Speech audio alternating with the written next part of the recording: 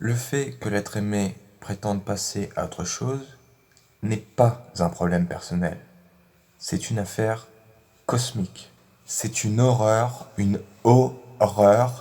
en soi, et qui concerne chaque fraction du monde en la couvrant de honte.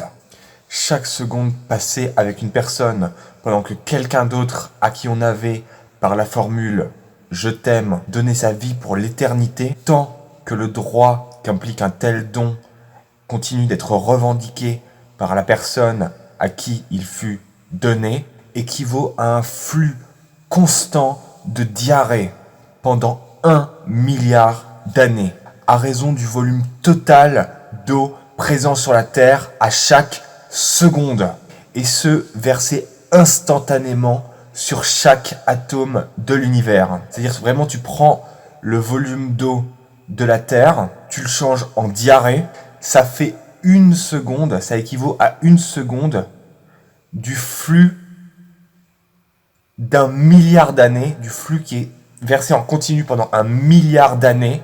Et bien tout ça, ce milliard d'années, la totalité de ce flux constant, tu réunis, tu rassembles ça en un instant, d'accord? Pas une demi-seconde, pas une microseconde, un instant, quelque chose de temporellement ponctuel.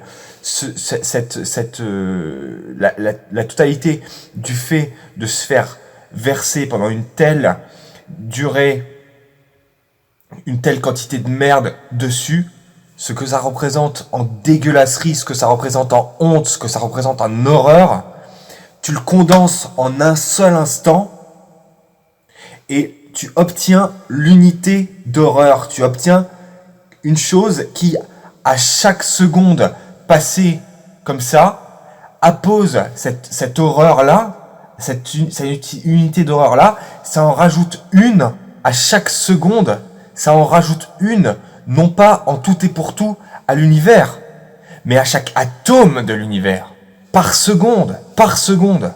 Maintenant, la plupart des gens incitent à relativiser, incitent à la résilience, incitent à passer à autre chose, à se consoler, à se reconstruire.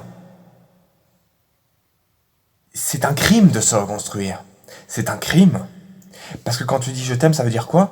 Ça veut dire c'est pour ça que je suis né, c'était pour te rencontrer et uniquement pour t'aimer. Pour rien d'autre. Ça veut dire c'était la seule raison de ma naissance, la seule. C'est ça que ça veut dire quand tu dis je t'aime, d'accord? Et ceux qui portent l'idée contraire, ceux qui incitent à la résilience, ceux qui incitent à la lâcheté, ils n'ont pas le droit de partager notre planète, à nous les gens sensibles. Donc il faut les tuer en masse. Une idée qui vient du fait qu'on parvient à accepter, à passer sous silence, à tolérer une horreur et à réfuter d'elle-même est illégitime. Un sentiment contraire à la sensibilité, quelque chose qui, la faculté de s'accommoder et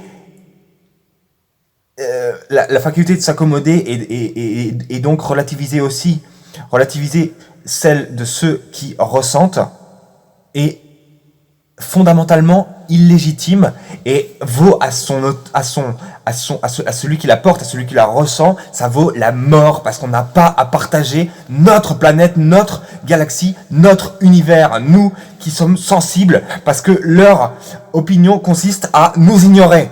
Leur sensibilité consiste à passer sous silence la nôtre.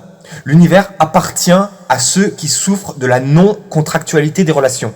L'univers appartient à ceux qui exigent la contractualité des relations. Et les autres doivent être supprimés, tués et même, pourquoi pas, torturés. Ce qui est sûr, c'est que même s'ils étaient dépecés vivants, ça n'équivaudrait pas, ça serait pas une représaille à la hauteur de ce qu'ils font. En passant sous silence la sensibilité des véritables propriétaires de l'univers. Et ceux qui me parlent de ce qu'il faudrait faire, de choses techniques, en fait, ceux qui invoquent des données techniques, comme par exemple c'est comme ça que ça marche, les femmes sont pas pareilles que les hommes, etc., qui invoquent finalement la sensibilité des femmes, ils sont totalement hors de propos. Ils sont totalement hors de propos. Si leur sensibilité, elle consiste à outrepasser la contractualité et la sensibilité des autres, leur sensibilité compte pas. Parce que là, je viens de parler sur un forum et on m'a traité de fragile. On m'a traité de fragile, on m'a traité de pédé et on a invoqué des états de fait. On a invoqué des états de fait. On a invoqué le fait que les femmes ont tendance à se comporter ainsi. Ce que le mec m'a dit, c'est qu'une femme, quand elle est dans une relation, elle a tendance à être plus investie dans la relation, alors que le mec a tendance à mal se comporter, mais que le mec a tendance à tenir ça pour un acquis. C'est un acquis. C'est un acquis. C'est un don éternel. Quand on dit je t'aime, ça veut dire c'est que pour ça que je suis né. Et moi, c'est ce que je dis quand je dis ça. Il n'y a pas d'autre raison pour laquelle je suis né. Et à ceux qui me rétorqueront que j'ai des comportements qui témoignent du contraire, hein, qui témoignent que je ressens pas ça, eh ben, je leur dirais que non seulement quand je ressens autre chose, l'horreur demeure, mais le fait que j'arrive à m'en accommoder, le fait que j'arrive à me sentir bien malgré ça, c'est une double horreur. D'accord ? L'horreur, elle ne dépend pas de ce que je ressens, elle dépend du fait qui est à l'origine de ce que je ressens. Et quand ce que je ressens s'accommode et bien, quand je me sens bien malgré l'horreur en soi, il y a double horreur. Il y a horreur dans le fait et dans le sentiment que j'ai vis-à-vis du fait. Il faut tuer tout ce qui va dans le sens contraire de ce que je suis en train de vous dire. Pas de ce qui le trahit, parce que on est victime de notre époque, on est victime de nos pulsions, etc. Mais tout ce qui l'encourage, tout ce qui est entier dans l'acte contraire, à la fidélité à ça, tout ce qui est entier, tout ce qui s'investit, non pas seulement malgré lui et non pas seulement avec une culpabilité, mais entièrement, tout ce qui du plus profond de lui est d'accord avec ça et participe activement à l'encourager, doit crever. Il n'a pas le droit à notre planète, à notre univers, d'accord ?